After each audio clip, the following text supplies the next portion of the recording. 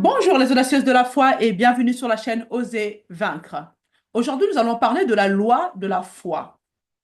C'est un sujet où il y a beaucoup à dire. Et de ce fait, cette vidéo sera faite en deux parties. La foi est le grand égalisateur de la vie chrétienne. Peu importe votre origine, votre âge, votre niveau socio-économique, peu importe votre niveau d'éducation. Rien de tout cela n'est important. Peu importe votre condition dans tous les sens du terme. La foi peut tout changer. La foi nous met tous sur un pied d'égalité devant le Seigneur.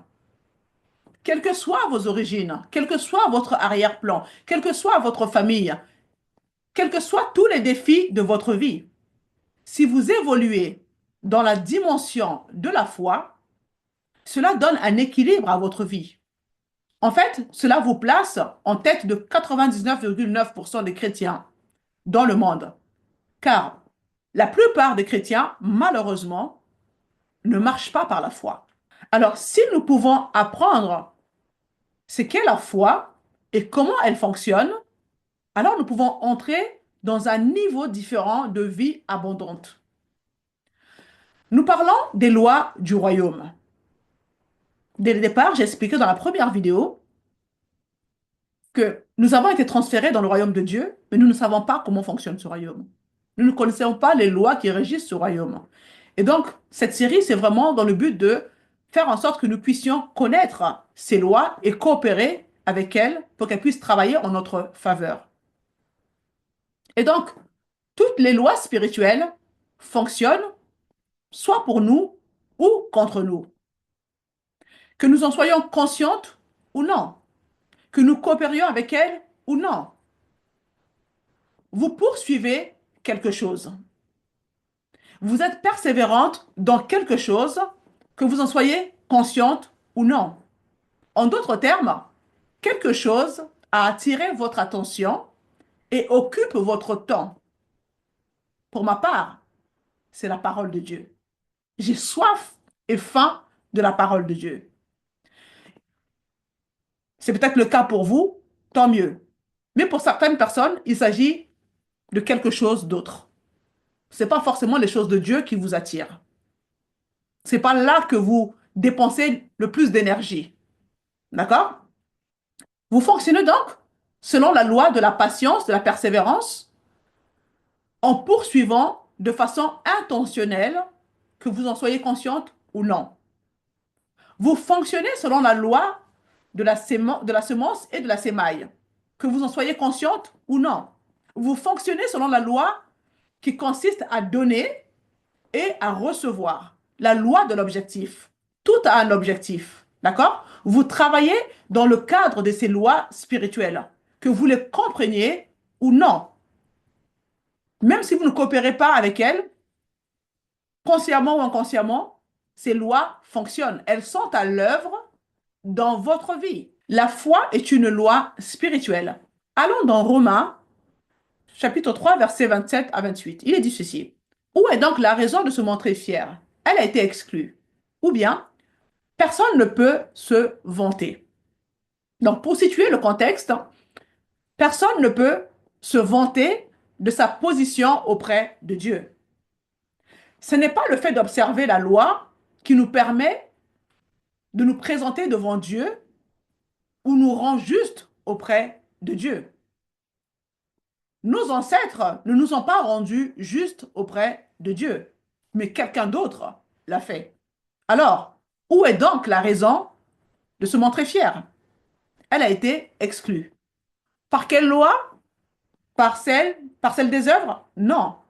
Par la loi de la foi. Vous entendez? Par la loi de la foi. Donc la foi est une loi.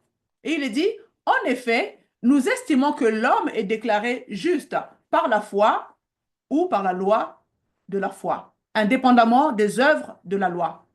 Donc ce que Paul dit ici, c'est qu'il y a quelque chose qui supplante la loi d'Abraham ou la loi de Moïse. Il y a quelque chose de plus grand que cela. Il y a une loi différente qui est supérieure à la loi de Moïse qui a condamné tout le monde. C'est ce qu'on appelle la loi de la foi. Et la loi de la foi, si elle doit être appelée loi, elle doit se soumettre à l'expérience d'une loi. Autrement dit, elle doit fonctionner de la même manière pour tout le monde. Vous êtes d'accord? Les lois fonctionnent toujours de la même manière, en toute occasion, pour tout le monde. C'est ce qu'on appelle la loi de la foi. D'accord? Donc la loi de la foi vous met donc dans une position de justice et de justification auprès de Dieu. Donc, si nous pouvons comprendre comment la loi de la foi a fonctionné pour nous sauver, alors je peux comprendre comment la loi de la foi peut fonctionner pour obtenir tout ce qui m'est promis dans la vie. Si c'est une loi, cela signifie qu'elle doit fonctionner de la même manière à chaque fois, n'est-ce pas? Allons dans Hébreux 6:12. Il est dit ceci. C'est par la foi et la persévérance que nous héritons des promesses. Vous entendez? Il y a donc une loi de la foi couplée à une loi de la recherche, de la persévérance, de la patience intentionnelle, d'accord? Et ces deux choses fonctionnent ensemble. Ensuite, j'hérite des promesses. Les promesses que nous lisons et qui sont oui, toujours oui et amen en Jésus-Christ. Vous me suivez? Et elles me permettent d'échapper à quoi? À la corruption qui est dans le monde par la convoitise. Alors, si vous recevez, plutôt, si vous ne recevez pas ce que vous croyez devoir recevoir au travers de votre système de pensée ou de croire, cela signifie que vous croyez mal. J'espère que vous me suivez. Puisqu'il s'agit d'une loi, elle fonctionne de la même manière en toute occasion et pour tout le monde. Donc, si vous pensez devoir recevoir quelque chose en fonction de ce que vous croyez, mais que vous ne recevez pas cela, cela signifie que vous croyez mal. Supprimons maintenant tous les autres éléments. S'il s'agit d'une loi et que vous ne recevez pas ce que vous pensez devoir recevoir, alors il y a quelque chose qui cloche. Mais ce n'est pas la loi. Vous êtes d'accord? Il ne reste plus que vous. Nous devons donc nous débarrasser de tous nos sentiments blessés et de tout notre bagage et en venir à l'essentiel. Si nous pouvons comprendre comment la foi fonctionne pour le salut, nous pouvons comprendre comment la foi fonctionne dans tous les domaines de la vie. Alors, comment la foi agit-elle dans le cadre du salut? Parce qu'on l'appelle la loi de la foi qui supplante la loi de Moïse. C'est par la loi de la foi que nous sommes justifiés auprès de Dieu. Si cela fonctionne pour le salut, et si je comprends cela, alors je peux comprendre comment cela fonctionne dans tous les autres domaines. Vous me suivez? Allons dans Romains chapitre 10, versets 8 à 10. Il est dit ceci. La parole est tout près de toi. Cela a donc à voir avec la parole. La parole est tout près de toi, dans ta bouche et dans ton cœur. Or, cette parole est celle de la foi que nous prêchons. Ou la parole concernant la loi de la foi qui vous sauvera, elle est près de vous, dans votre cœur, dans votre bouche. C'est la même chose. Si tu reconnais publiquement de ta bouche que Jésus est le Seigneur, et si tu crois dans ton cœur que Dieu l'a ressuscité, tu seras sauvé. Si vous croyez avec votre cœur et que vous l'exprimez de votre bouche, vous serez sauvé. C'est une loi. c'est une loi. Alors faites en sorte que cela soit ancré dans votre cœur. Une très grande révélation ici est que la foi vient du cœur et non de la tête. Et c'est là que la plupart d'entre nous avons un problème. C'est que nous avons remplacé la foi par la connaissance de la foi. Il est dit au verset 10, en effet, c'est avec le cœur que l'on croit et parvient à la justice. C'est avec le cœur et non avec la tête. Il y a donc une loi qui vous dit que si vous croyez avec le cœur, le résultat, c'est la justice. C'est donc une loi. Et c'est avec la bouche que l'on affirme une conviction, où l'expression de cette foi se fait par les paroles qui sortent de notre bouche, et cette confession vous fait entrer dans la dimension de la vie, dans le royaume du salut. Dans ces deux versets, les deux mots utilisés sont sozo et soteria. Ils font référence à quoi? Au pardon des péchés, à la réconciliation, à la rédemption, la délivrance et la guérison. D'accord? Donc l'ensemble de ces termes se trouve dans ces deux mots. C'est donc croire avec le cœur et avec la bouche, c'est par vos paroles pour que vous receviez le salut et toutes ses ramifications et tout ce qui va avec. D'accord? C'est donc une loi spirituelle. Vous avez été sauvé en entrant dans la loi spirituelle.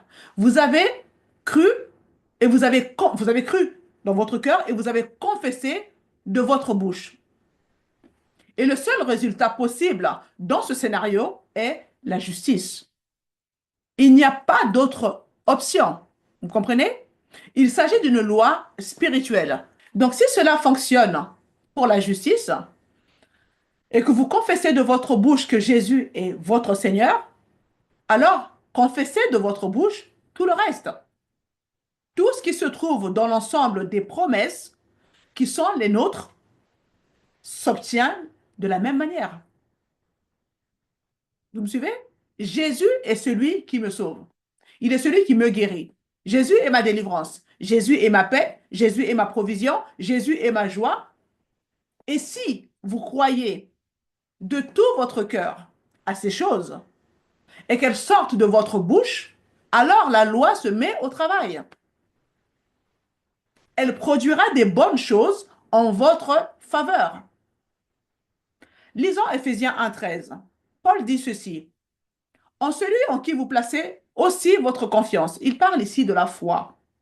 Après avoir entendu la parole de la vérité, où donc la foi est née parce que on a entendu la parole de la foi que nous prêchons, d'accord, dans Romains 10, l'évangile qui sauve, en lui vous avez cru, donc avec votre cœur, vous avez cru de tout votre cœur et vous avez été marqué de l'empreinte du Saint-Esprit qui avait été promis. Vous n'êtes pas sauvé tant que vous n'avez pas cru. Il est dit, vous avez cru, ensuite, vous avez été marqué par l'empreinte du Saint-Esprit qui avait été promis. Donc, et vous croyez avec votre cœur, pas avec votre tête. Bien sûr, la tête peut vous aider, mais ce n'est pas de là que vient la foi. La foi vient du cœur. Donc, il s'agit d'entendre et de croire. Une fois que les conditions sont remplies, la conclusion est évidente. Une fois que vous avez rempli la condition de croire avec votre cœur et de l'exprimer par votre bouche, vous êtes justifié. Vous avez été transféré du royaume des ténèbres, de la puissance des ténèbres, au royaume de Dieu. C'est puissant. Vous êtes une nouvelle création. Voilà le résultat. D'accord? C'est une loi spirituelle. Si vous pouvez saisir cela, recevoir une révélation de cela et l'appliquer à la guérison, alors vous serez guéri. Vous serez guéri. Réfléchissez bien à la manière dont vous avez été sauvé. C'est la même foi. C'est le même processus. Croyez dans votre cœur, de tout votre cœur, et confessez tout cela de votre bouche. Jésus est ma guérison. Par ses meurtrissures, j'ai déjà été guéri. D'accord? Mais malheureusement, nous pensons que c'est une loi qui ne s'applique qu'au salut. Mais lorsqu'il s'agit de la guérison, nous avons tendance à en faire quelque chose de mystique.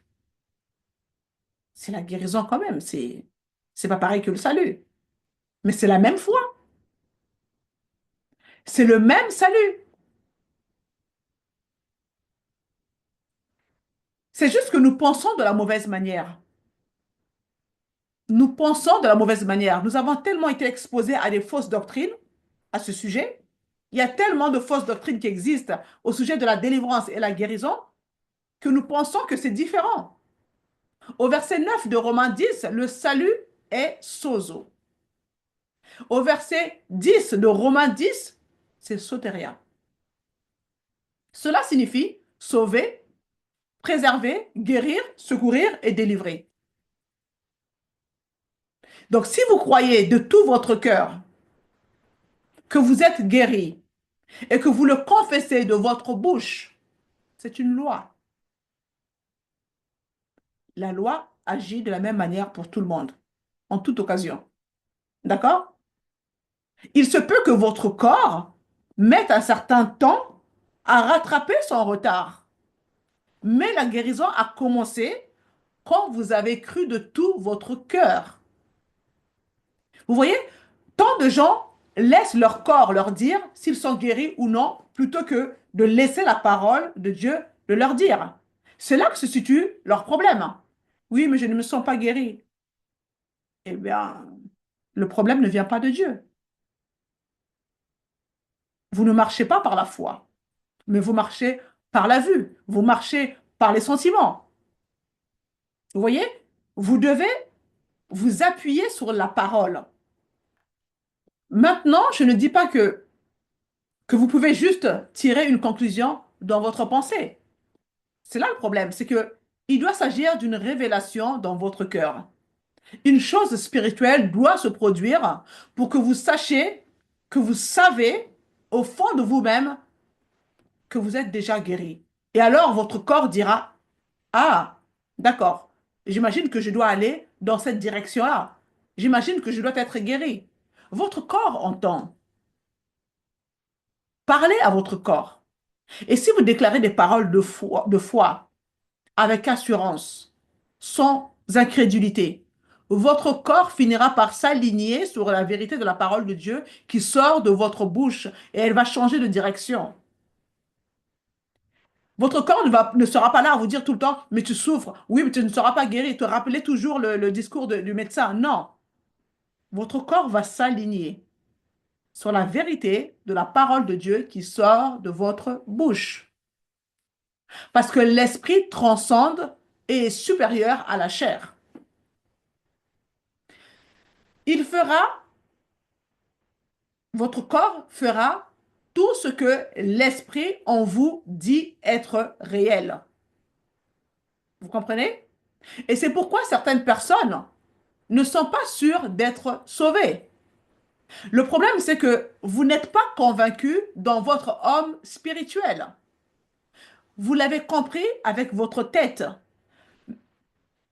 Et vous laissez bien évidemment les sentiments, les circonstances, les cinq sens vous dire ce qui est vrai et ce qui n'est pas vrai. Et pourtant, c'est la même chose pour la guérison.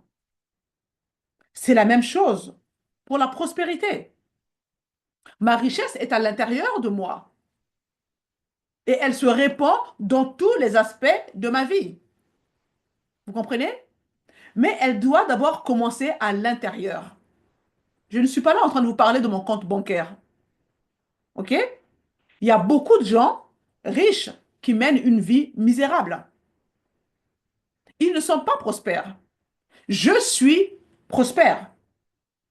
Vous devez le comprendre à un niveau spirituel afin de vous libérer de toutes vos limitations. Parce que si vous vous regardez uniquement dans la chair. Vous regardez votre compte bancaire qui est à découvert et vous vous dites, mais mince, je ne peux pas déclarer que je suis prospère. Non, voyez-le au niveau spirituel. L'or et l'argent appartiennent à Dieu. Or, si vous êtes enfant, vous êtes héritier de Dieu et co-héritier de Christ. C'est la parole qui le dit.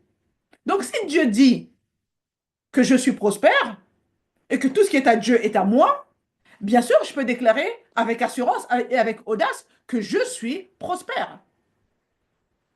Je me vois comme une personne prospère parce que Dieu le dit et je le crois. Cela doit commencer là. Dans Job, chapitre 42, verset 5, Job commence à comprendre ce qui se passe. Et il dit, mon oreille avait entendu parler de toi, mais maintenant, mon œil t'a vu. Au verset 3, il dit, oui, j'ai parlé sans les comprendre. Il se répand ensuite. En d'autres termes, toutes les conversations religieuses dans le livre de Job étaient basées sur ce qu'il avait entendu de son oreille. Mais maintenant, il y a une révélation différente. Maintenant, il voit Dieu. On peut même dire que maintenant, il entend Dieu. Dieu lui parle. C'est une grande différence. D'accord? Mes sœurs, il y a deux différentes façons d'entendre. Il y a entendre dans le domaine naturel, qui est ce que nous faisons en ce moment même. Vous m'écoutez? D'accord? Mais je veux croire que certaines d'entre vous entendent également d'une autre manière, qui est une autre sorte d'écoute, c'est-à-dire l'écoute spirituelle. Et bien évidemment, ça se travaille. Ça se travaille. Et c'est ce sur quoi je me focalise ces derniers temps. Mais comprenez que cela demande du temps, du travail, de l'engagement. D'accord? C'est l'esprit qui nous parle. Seul ce que vous recevez au niveau spirituel produit véritablement la foi. Le niveau mental consiste à renouveler notre pensée. Romains 12, 2. D'accord? Cela contribue à créer un environnement dans lequel vous pouvez entendre Dieu. Mais la foi vient uniquement de ce qui est spirituel, d'esprit à esprit. C'est de là que vient la foi. Une chose spirituelle crée la foi, mais une chose mentale crée de la frustration. Nous sommes plusieurs à être passés par là. Quel enfant de Dieu ne connaît pas la frustration? Pendant des années, j'ai vécu dans la frustration. Je ne comprenais pas ce que c'était la foi et d'où ça venait. Je connaissais la foi. Je connaissais la foi. Amen. Mais elle ne vient pas de là. C'est seulement mental. Donc, il y a deux manières différentes d'entendre, avec l'oreille et avec le cœur. Et la foi vient de ce que l'on entend, et ce qu'on entend vient vraiment du cœur. Le cœur, pas la tête. La foi est le fruit d'une révélation. Ce n'est pas ce que nous faisons, mais c'est ce que nous connaissons dans notre être intérieur. Et tout cela est basé sur la relation avec le Père. Quelque chose que nous négligeons souvent parce qu'on est pressé. On est happé par le monde. On est happé par nos activités. La relation avec le Père. Vous devez entendre avec votre homme spirituel, avec votre cœur.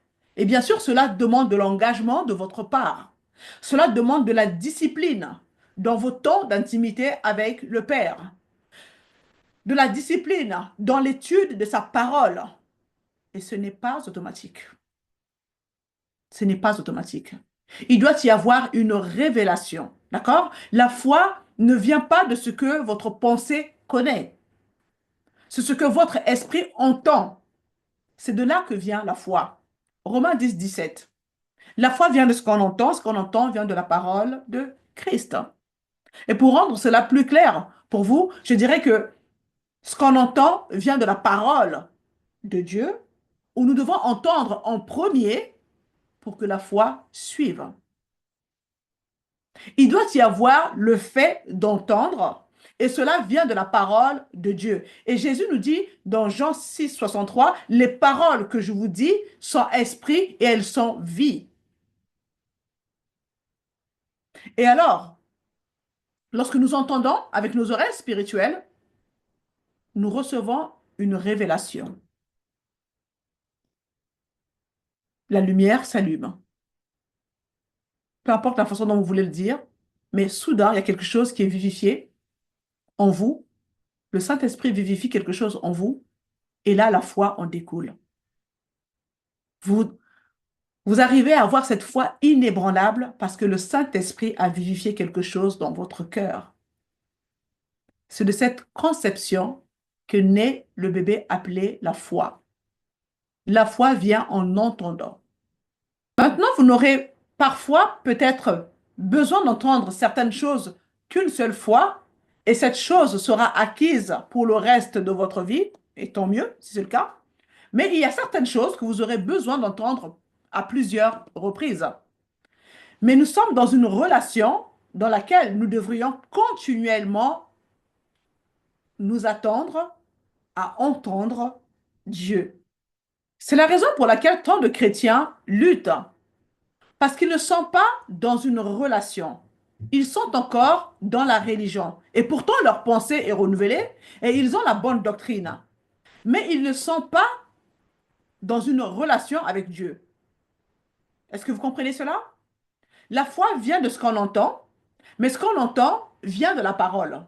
Et la foi vient après avoir entendu. La question est donc la suivante. Qu'entendez-vous? Qu'est-ce que vous entendez? Parce que ce que vous entendez est la source de ce que vous croyez en ce moment. Ce qu'on entend spirituellement, c'est-à-dire la révélation, est la source de la foi. Il doit y avoir le fait d'entendre et ensuite cela fait naître la foi dans votre cœur. Entendre doit être spirituel et entendre ne peut se faire que par la parole. L'homme ne vivra pas de pain seulement, mais de toute parole qui sort de la bouche de Dieu. D'accord? Nous avons été créés pour vivre une relation dans laquelle nous devrions continuellement entendre Dieu. Et qu'est-ce qui en découle du fait d'entendre Dieu? La foi. La foi de faire ce que Dieu nous dit de faire. Mais le problème est que nous remplaçons la relation par la religion. Et même dans le cercle charismatique de la foi et de la grâce, si vous remplacez la relation par la religion, vous serez toujours en train de lutter avec votre foi. Et vous vous demanderez, mais pourquoi ça ne fonctionne pas? Dieu n'est pas dans la religion. Il est dans la relation. Alors posez-vous la question, si ça ne fonctionne pas, si ça ne fonctionne pas pour vous, suis-je vraiment dans la religion ou dans la relation?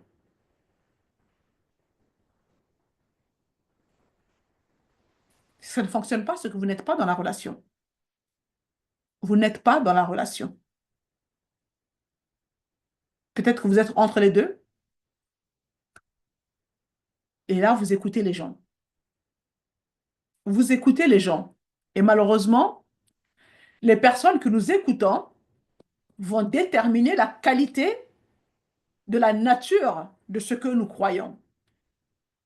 Si vous écoutez les hommes, si vous écoutez les informations, et cela couvre beaucoup de choses, n'est-ce pas? Si ces choses sont votre source, alors ce que vous croyez va refléter la nature de la source.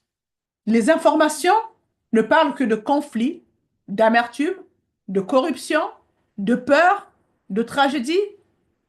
Et si c'est ce dont vous vous nourrissez, comprenez que votre cœur va commencer à vous faire dire des paroles en fonction de ces choses.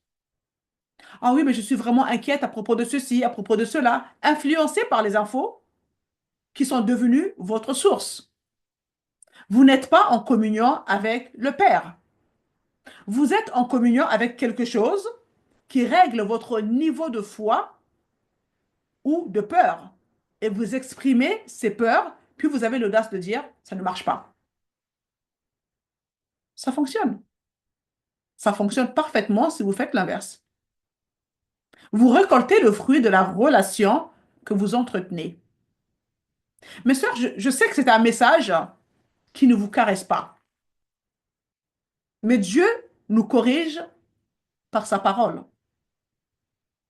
Et je suis là pour réveiller votre conscience. Ce que je partage ici s'applique également à moi-même. Je me prêche à moi-même. Vous comprenez? Le but est de nous aider à rectifier les mauvaises habitudes que nous avons développées afin de croître dans notre marche chrétienne. Je suis moi-même dans ce processus de transformation. Dieu ne fait pas de favoritisme.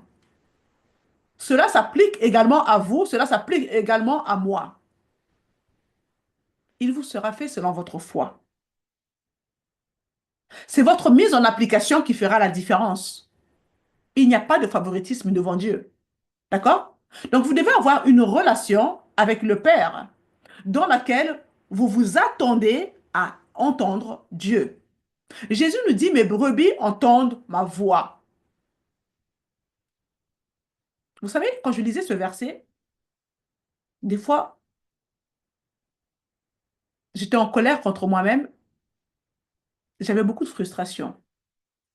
J'ai dit, mais attends, Seigneur, tes brebis entendent ta voix. Mais moi, je fais partie de tes brebis, je n'entends pas ta voix. Qu'est-ce qui cloche? Qu'est-ce qui cloche? Et bizarrement,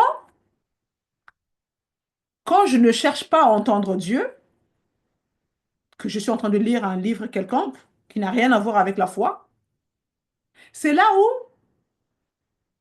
naturellement, dans mon cœur, je sens les écritures qui remontent, les passages bibliques qui viennent à l'esprit. Quand je ne suis pas focalisée à me dire, ouais Seigneur, je dois t'entendre, il faut que je t'entende, il faut que tu me parles, il faut que tu me parles. Et bien quand je suis dans cette posture-là, en fait, je n'entends absolument rien. On ne contrôle pas Dieu, hein. Et à des moments, on est déterminé, Seigneur, je veux t'entendre, il faut que tu me parles, Seigneur. Il ne se passe rien. Cependant, je suis en train de faire autre chose, je suis en train de conduire, je suis en train de lire un autre bouquin qui n'a rien à voir avec la foi, et là, ça devient limpide. Je suis là, je prends une feuille, un stylo, et hop, et ça coule. Adam et Ève ont entendu Dieu. Dieu a dit, ne mangez pas de cet arbre. Ils ont entendu le serpent dire, oh, mais bien sûr que si, vous pouvez manger cet arbre. Comprenez que beaucoup de chrétiens sont adaptés ou même plus aptes à entendre le serpent qu'à entendre Dieu. C'est choquant, hein? Quand le médecin vous annonce un diagnostic de condamnation, vous acceptez de l'entendre sans résistance de votre part, même si la parole de Dieu dit le contraire de ce qui sort de la bouche de votre médecin. Vous l'acceptez. Vous buvez ça comme si c'était de l'eau. Il n'y a pas de résistance. Vous laissez le cœur s'ouvrir à la peur. Pour certaines d'entre vous, c'est plus facile d'entendre les paroles du médecin que d'entendre Dieu. Or, l'ennemi peut passer par le médecin pour vous condamner. Il y a quelque chose qui ne va pas. Quand dans Matthieu 16, Jésus a demandé à Pierre, qui dit-on que je suis? Il a répondu, tu es le Christ, le Fils du Dieu vivant. Et Jésus a dit, ce ne sont pas la chair et le sang qui te l'ont révélé, mais c'est mon Père. Pierre a eu une révélation spirituelle et il a entendu spirituellement, d'accord? Il a entendu Dieu lui parler. Quelque chose de spirituel s'est produit et Jésus a dit, Tu es pierre, et sur cette pierre, je bâtirai mon église.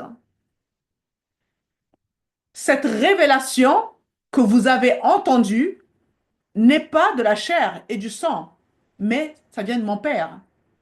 Sur ce roc de révélation, je bâtirai mon église, et les portes du séjour des morts ne prévaudront point contre elle. Mes sœurs, si les portes de l'enfer l'emportent sur votre vie, c'est parce que vous n'avez rien entendu. Vous n'écoutez pas Dieu, mais vous écoutez les paroles du serpent. La révélation est la clé de la foi. Amen. Je m'arrête là pour cette première partie et je vous invite à partager cette vidéo pour encourager les autres également. Abonnez-vous si ce n'est pas encore fait afin de ne rien manquer. Et je vous dis rendez-vous dans 15 jours pour la suite de cette vidéo, la loi de la foi. C'est très important. Je vous aime de l'amour de Jésus et je vous dis à très bientôt.